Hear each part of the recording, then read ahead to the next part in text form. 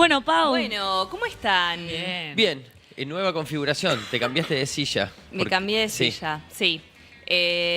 Pero se siente bien. Sí. Bueno, por suerte hay aire, muchas gracias. No. Venía toda sudada de la calle. Excelente, puedes venir siempre que estés acalorada, puedes venir acá al aire acondicionado. Gracias, muchas gracias. El otro día que compartí el reelcito de las recomendaciones anteriores, alguien me escribió y ya me hizo un pedido para tu próxima vez que vengas. Bueno. Y me pidió novelas distópicas. Bien, Para. hoy vamos a tocar algo de eso. Ok, perfecto. Yo tengo como 3 pedidos en agenda ya. No sé, a mí me respondieron, tipo, fui a mal de archivo, de hecho me dijeron, fui a mal de archivo y me compré tal cosa, que es una novela distópica, decirle que haga de esto, y yo como, Buenísimo. bueno, le digo, qué sé yo, o sea. Genial, anoto. Bueno, igual ya creo que tengo la próxima vinculada a la última recomendación de hoy. Y Ok. para la gente que se copa con la columna y que quiere saber más, vos también ya estás largando seminarios, Sí, talleres. gracias Juan por la De pregunta. nada. Hay lugar en taller de escritoras latinoamericanas contemporáneas los martes de 18 a 20 en Mal de Archivo. Quedan lugares ¿Ya arranca ahora en marzo? en abril. Ahí va, Arrancamos. ¿Y cómo hace la gente para acercarse? Me puede escribir a mí a Instagram, Pauturina, o Bien. si no, pauturina20@gmail.com es mi mail, así que por ahí, quien quiera consultar. Yo ya bienvenida le sea. pedí que haga algo los sábados igual. Yo le había Porque pedido... yo no puedo ir porque estoy en el programa. Sí, ¿Me tengo puedes que- pedir una persona que labure los sábados? Porque vos no podés el día viernes. No, igual debo decir que hay ese pedido. Están los que el sábado no me levanto ni loco ni loca a hacer Sí. un taller, y el sábado, por favor, porque estoy en la semana del palo y no puedo. ¿A vos te dejé tirar algo los domingos tarde, entrado tipo 10? Que El yo domingo no. No, bueno, el domingo no. Ok, El listo. domingo. Lo intenté. Bueno, vamos a arrancar hoy con ciencia ficción latinoamericana. Un poco decía que vamos a tocar algo porque, bueno, un poco la distopía es ciencia ficción, entonces digo, algo de alguno de estos libros también hablan de mundos distópicos, así que ojalá quien te consultó después escuche la columna. Y mi idea es hablar de ciencia ficción latinoamericana y hacer un apartado de ciencia ficción argentina dentro de esa selección latinoamericana. Digo esto porque pensamos siempre a la ciencia ficción vinculada a, bueno, a los consumos culturales que tenemos, vinculado a Hollywood, vinculado Marvel. a Estados Unidos. Tal cual, Marvel, los alienígenas, Sí. digo, ¿no? Bueno, en Latinoamérica, en varios y en muchos países, en casi todos diría, se escribe ciencia ficción y que conocemos menos, entonces, bueno, mi objetivo un poco de esta columna es difundirlos. Voy a arrancar con una cubana. Bien. El libro es Salomé, de Elaine Vilar Madruga. Es una escritora cubana que escribe fantástico y ciencia ficción. Y acá agarra el personaje de Salomé, del de Oscar Wilde, y por supuesto el personaje bíblico, y lo adapta a una novela de ciencia ficción vinculada a nuestros tiempos. ¿Por qué digo? Es un futuro en el que los humanos cazan criaturas invaluables en planetas desconocidos. Y bueno, ¿qué pasa con esas criaturas? Son mercancía, ¿no? Hay un mensaje también vinculado al género, vinculado a, bueno, las mujeres como objeto, ¿no? Lo que no saben es que, bueno, esas criaturas van a ser razón de motines y desconfianza. Es un mundo, bueno, en el que muy pocos tienen mucho y en el que muchos tienen poco. No tan ciencia ficción. No tan ciencia ficción. Digo, eso también es interesante. La ciencia ficción siempre está vinculada a nuestros tiempos y también me gusta mucho porque me hace pensar en el presente y en qué tipo de futuro quiero, ¿no? Y eso me gusta mucho de la ciencia ficción. Sí, yo te quería preguntar, antes de que siga, eso, si tendrías como para tirarnos y para desasnarnos eso, ¿qué tendría que tener una novela para que entre en esa lógica de ciencia ficción? Muchas veces habla de futuros distópicos o apocalípticos, pero hay que diferenciarla, ¿no? Del real maravilloso. Sí, la ciencia ficción lo que crea es, desde que comenzamos a leerla, crea un mundo que puede tener algunas similitudes con el nuestro, pero que en general tiene muchas diferencias, tienen elementos de lo fantástico, pero crea un verosímil de que ese mundo es posible, ¿no? En el mundo son esas reglas y Bien. dentro de esas reglas sucede lo que sucede. Bien. Por supuesto tienen elementos, como decía, del fantástico, pero muchas veces, o casi todas las veces, hablan de nuestro presente. Acá es una gran crítica al poder político, habla del deseo, habla de, bueno, eso, del poder de algunos pocos sobre la mayoría. Es una novela que está buenísima, ganó varios premios y ahora está reeditada por La Pollera, se consigue en librerías, Salomé, de la cubana Elaine Vilar Madruga. Muy bien. Ahora tenemos un libro de una mexicana Andrea Chapela. Es un libro que me gustó muchísimo. Son cuentos y escuchen el nombre: Ansibles, perfiladores y otras máquinas de ingenio. Wow. Está editado por una editorial mexicana y dice: ¿cómo serán en el futuro las redes sociales y los dispositivos que utilizamos para comunicarnos y organizar la vida? En estos cuentos, Andrea Chapela narra de manera magistral un futuro donde una colección de artefactos va a moldear nuestra vida. Digo, es muy Black Mirror y estamos muy cerca de esto, ¿no? Cómo conocer pensamientos ajenos, cómo compartir y vivir las experiencias de los demás, cómo vincularse. A mí me encanta, ¿no? Cuando cruzamos vínculos con ciencia ficción. Y la tecnología es como el gran tema, de la columna vertebral de todos estos cuentos. ¿Nos va a deprimir? Vamos a ver un futuro negro y oscuro.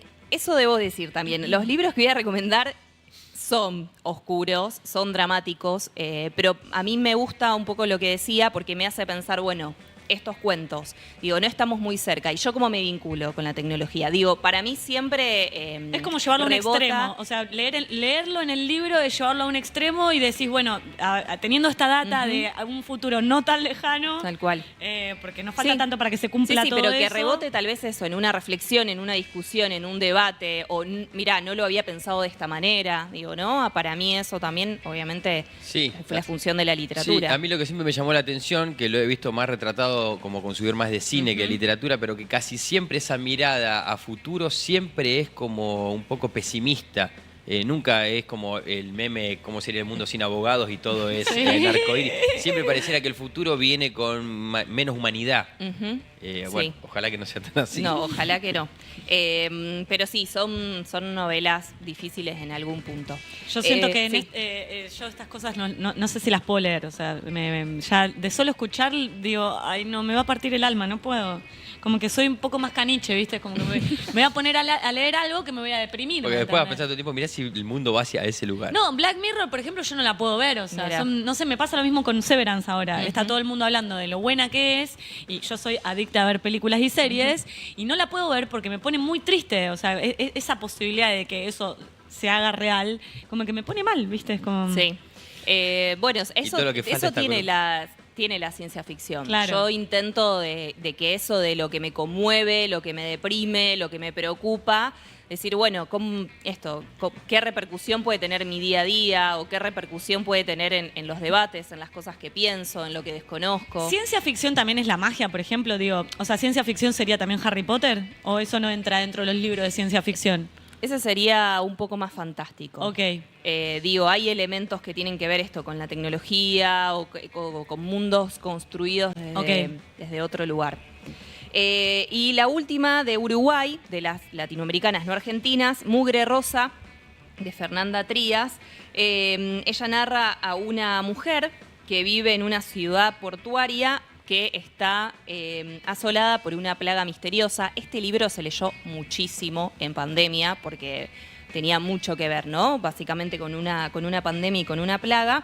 Y bueno, va viendo cómo el mundo que conocía se va desmoronando y bueno, ¿y qué puede hacer esta mujer o cómo afronta esa distopía? Bueno, volvemos. No es fácil, Sí. pero se hacen muchas preguntas vinculadas. Bueno, eso, ¿cuál es el futuro o cuál es el futuro que vamos a afrontar? No, igual me gusta este enfoque de decir, che, me pongo a leer esto porque también a mí esto me abre a reflexionar, me abre a pensar, o sea, me lleva a un lugar extremo, pero también me permite volcarlo a mi presente y decir, pará, es verdad, o sea, ¿qué relación tengo con mis dispositivos? Sí. ¿Cuánto tiempo...? Y claro, no aportar a ser parte de ese Claro. futuro. O controlarlo un poco más, Sí. o ser más activos. Totalmente. Suele haber poco lugar para la comicidad, ¿no? En la ciencia ficción, o alguna de estas novelas que trajiste lo lleva con un tono un poco más llevadero, valga la redundancia. ¿Humor decís? Sí. Bueno, ese es otra de las recomendaciones, que salté un par para responder tu pregunta, Bueno. Juan, es La infancia del mundo, de Michel Nieva. Es un escritor, una de las voces más singulares de la literatura argentina contemporánea. Él escribe ciencia ficción y en esta novela, digo, hay algo de humor. A ver, hay mucha ironía, porque hay mucha Bien. crítica social Ok. en algún punto. Claro. Entonces, tal vez no sé si vas a sacar una carcajada, pero sí te va a poner un poco en ese lugar. Bueno, el protagonista de esta historia no sabe lo que es el invierno, no sabe lo que es el frío, no sabe lo que es la nieve, porque nunca experimentó este fenómeno. Estamos en el 2197 y estamos en una ciudad victórica, provincia de La Pampa, Argentina. Es decir, ya el cambio climático ha hecho sus estragos, el invierno, el frío no existe más. Y es lo que tiene este libro es que el protagonista es el niño dengue. Es un portador de este virus. Es un mosquito humanoide cuyo aspecto es monstruoso, por eso le hacen bullying en la escuela, comandado por el tirano El Dulce. Digo, hay muchas de las referencias que podemos ver cotidianamente, por supuesto un poco llevadas al extremo, ¿no? Bueno, y este mundo se ve amenazado por una crisis socioambiental. Michelle Nieva tiene mucha investigación vinculado a eso. Y bueno, ¿qué va a pasar con las multinacionales de la ingeniería planetaria que quieren destruir este planeta para habitar otros? Es súper interesante. No sé si es esperanzador, pero sí digo, hay algo de reflejo, de analogía, de comparación con lo que nos sucede. Y en esto de este niño dengue humanoide puede ser un recurso que nos puede dar un poco más de gracia, más allá de lo dramático. Bien, sí, interesante. Sí. Después tenemos Los cuerpos del verano de Martín Felipe Castañet, otro escritor argentino. Un mundo donde los muertos tienen la opción de regresar a un cuerpo gracias al avance de la medicina e internet. Me interesa mucho. ¿Qué sucede? Este libro es buenísimo, ya tiene varias ediciones, se publicó también en España y tiene traducciones al francés, al inglés y al hebreo. Es una pequeña obra de culto de los críticos, los libreros y los lectores y lectoras de ciencia ficción. Y a partir de eso, el autor construye un universo propio, una necrológica, melancólica y hilarante sobre nuestra relación con la web, con internet y con quiénes somos. ¿En quién volvés, Martu, si tenés que volver? ¿Querés descansar un rato? En un postrecito serenito, no sé. En un hermano menor. Por eso digo, te hace pensar cosas que a mí eso me encanta de la literatura. Hay cosas que yo por mí misma, estando en mi casa sola, no pensaría, no se me ocurriría. Y a mí me encanta de la ciencia ficción el poder de la imaginación. Claro, es ejercitar la mente. O sea. Totalmente, el poder de construir, incluso a mí me pasa con estos libros de cómo pudo vincular esto con lo otro y generar esta historia, ¿no? Digo, a mí me hace pensar mucho en eso y me parece muy interesante. Sí, y aparte hay mucha gente que prejuiciosamente, mi hermano, por ejemplo, le mando un saludo, que estamos hablando del Día del Hermano, que la ciencia ficción la mira con un ojo de, es un bolazo, eso es, cualquiera. Y en realidad muchas veces esa ciencia ficción es un espejo, un retrato de una realidad distorsionada, exacerbada, para entenderla mejor. Totalmente. En ese sentido es la próxima novela que quiero recomendar, que es Kentuckys, de Samantha Schweblin, que estoy enloquecida porque está llegando a librerías su nuevo libro de cuentos, El Buen Mal, que lo tengo que leer, yo soy muy fanática de Samantha. Y Kentuckys te pregunta, ¿qué sucedería si personas de cualquier lugar del planeta pudieran meterse en la vida de otras? ¿A través de qué dispositivo lo harían? ¿Hasta dónde podría llegar la creatividad humana para sacar provecho de esta situación? Los Kentuckys no son mascotas, no son fantasmas, no son robots, pero están ahí observando la vida de otras personas y qué pasa cuando vos podés estar metiéndote en el living de la casa de unas personas en Hong Kong y ver cómo viven. Creo que ahí hay una gran crítica a la intimidad, a lo público y lo privado. Es una novela espectacular de Samantha. Suena increíble, ¿eh? Es muy buena. A mí me encanta Samantha. Este libro lo han criticado en el sentido de que ella es muy buena cuentista y esta es la primera novela más larga de ella. A mí me gustó un montón. Y nos va situando en Buenos Aires, en Bangkok, en distintas ciudades del mundo, vinculado a estos Kentuckys y vemos qué sucede. ¿Y por qué se la criticó, digamos, por haberse pasado un poco del formato cuento a novela? No, en realidad, no sé si se la criticó, pero bueno, los lectores y las lectoras estamos muy acostumbradas a la potencia del cuento, ¿no? Una piña en medio de la cara, básicamente, como esa sensación, ¿no? Y la novela puede tener momentos, ¿no?, un poco más de meseta, no todo el tiempo tiene la atención del cuento y es leerla en otro registro. Yo la defiendo y a mí me encantó y es una novela que me parece re interesante lo que plantea. Me gusta la temática. Lo que nos hace pensar. Y las dos últimas de una escritora y un escritor que admiro muchísimo, nuestra queridísima, sublime, espectacular Angélica Gorodischer con Calpa Imperial. Una obra que marcó un hito en la ciencia ficción, incluso latinoamericana y mundial, y es nuestra desde acá.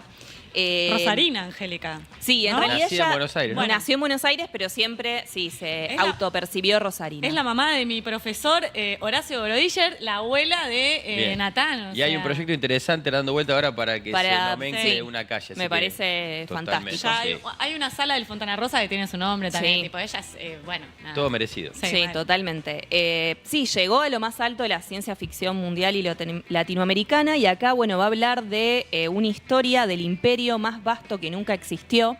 El imperio fue destruido y reconstruido infinidad de veces, y ese imperio va a ser el escenario de distintas historias. Yo la recomiendo muchísimo esta novela, y recomiendo mucho cualquier libro de Angélica, y que incluso ahora se están reeditando porque por mucho tiempo algunos no se conseguían, y si no me equivoco es Planeta, Seix Barral, que está reeditando su obra, así que en librerías van a encontrar varios de sus títulos, y recomiendo un montón. ¿Y esta es la obra, digamos, podríamos decir, su obra cumbre, la obra que le dio mayor visibilidad a nivel mundial? ¿O una de ellas? Es una de ellas, sí, tiene varias. Esta me parece que lo que ella era construir, un poco lo que hablábamos, construir mundos ficcionales, pero también para hablar de nosotros. Ella siempre escribió ciencia ficción. Sí. Sí, ciencia ficción, bueno, fantástico, ¿no? Okay. En ese orden. Bueno, y también en una época en que ser mujer y escribir ciencia ficción no estaba bien visto, por eso digo, fue referente en mucho que tiene que ver con la literatura. Y supongo que también y sigue siendo, digo, porque tampoco es que uno exporta todos los días este tipo de talentos, como que no es que, sin hacer diferencia de género, digo, no es que vos tenés todos los días un autor o autora argentino que se hace conocido por su obra, no, me parece, ¿no? No, totalmente. Digo, como que es súper zarpado. Sí. Obviamente en ese momento fue más significativo todavía. Sí, pero bueno, en esto me parece como muy interesante incluso eso, ¿no? Que ojalá que se lea en escuelas, digo, que también los jóvenes se puedan acercar, porque bueno, la ciencia ficción tiene algo de eso, ¿no? Que muchas veces es un género que atrae... ¿Es medio de nicho? Sí, es de nicho, pero digo, puede atraer a un público, incluso ella después se los cataloga, ¿no? Como escritores o escritoras de literatura juvenil, y no necesariamente, digo, pero pueden ser novelas también que acerquen a un público un poco más joven, y me parece maravilloso.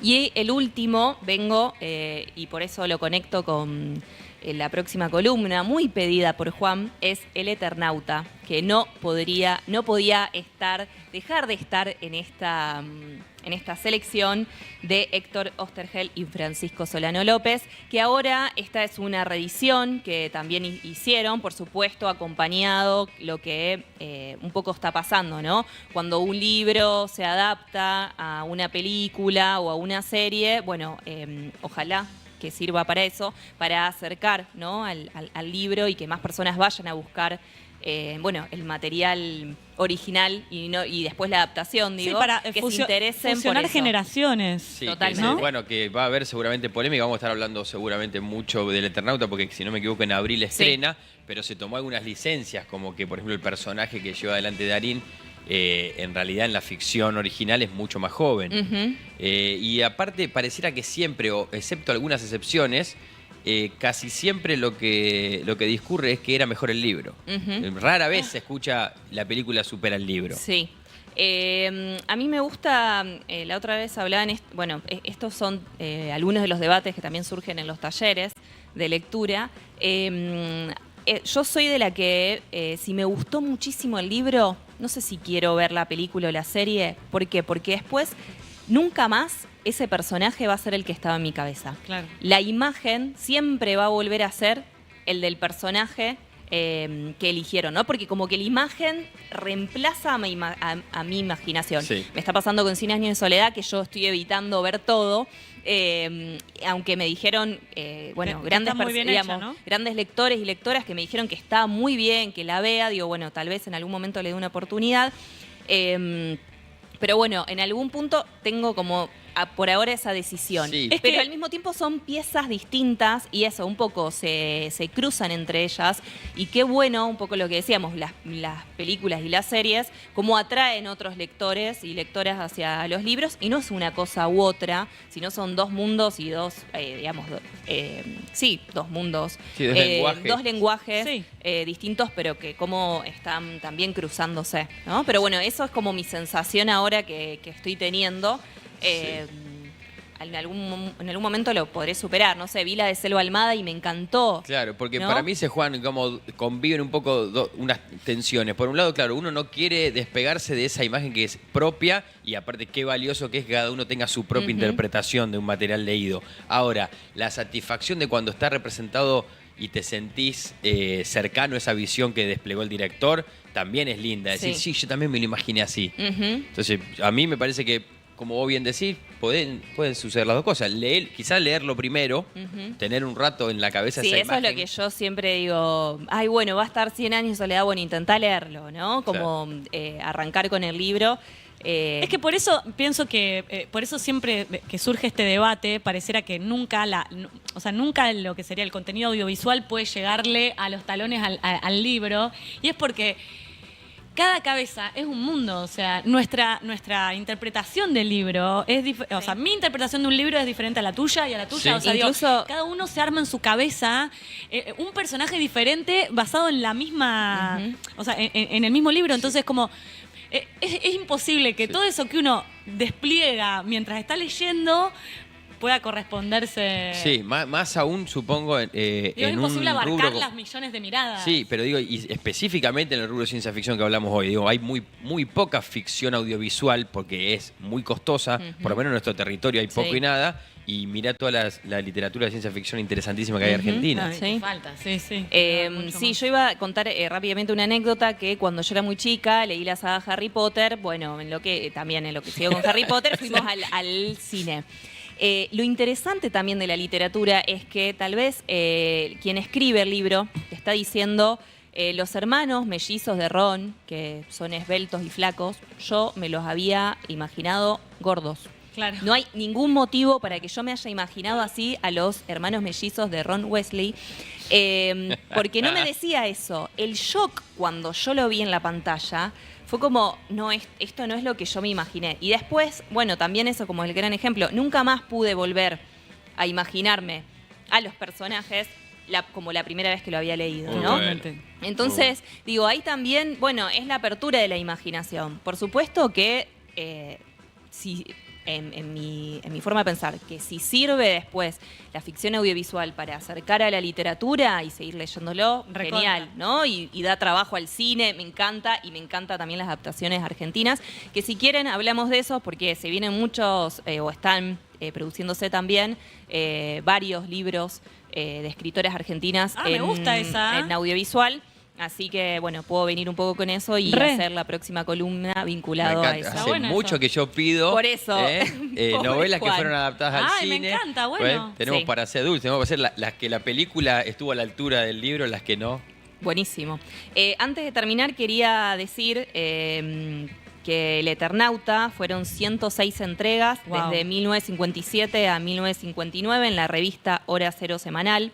Y que, bueno, la trama se centra en una invasión alienígena a la Tierra y su protagonista es Juan Salvo, que un poco decía, como decía antes Juan, otro Juan, va a ser representado por Ricardo Darín, y la resistencia de los supervivientes en Buenos Aires. También es espectacular ver en nuestro territorio esto, o una distopía, o una cuestión más apocalíptica, aunque es tremendo, pero digo, siempre las representaciones tienen que ver con otros lugares del mundo que nos quedan bastante lejos. Qué interesante Sí, que verlo en esto pase nuestro acá, país. sí. Y como estamos arrancando marzo, Sí. que el mes de la memoria, no quería dejar de decir que Héctor tenía 57 años cuando fue secuestrado en La Plata, poco después que fueron secuestradas sus 4 hijas, Diana, Beatriz, Estela y Marina, además de sus yernos. Una historia espeluznante y durísima. La única sobreviviente es Elsa Sánchez, que es la esposa del guionista, y los hijos o hijas de Diana y Marina que tuvieron entre 1976 y 1977, siguen desaparecidos, los seguimos buscando. Digo, bueno, arrancando el mes de la memoria, quería terminar con este libro, vinculado a esto y también a la próxima columna, y decir que, bueno, que en tiempos de negacionismo, incluso de reivindicación de dictadura, bueno, un poco el libro El Eternauta también, ¿no? Cómo podemos hablar de los horrores de la dictadura y que no olvidamos y no perdonamos. Bueno. Gracias, Pau. Gracias. Sos muy bárbara, sí. Excelente forma de cerrar el miércoles. Gracias por esta columna. Ustedes. Te vamos a ver prontito en 15 días. Dale, nos vemos en 15 días. Mirá lo que me Nosotros nos vamos... Sí,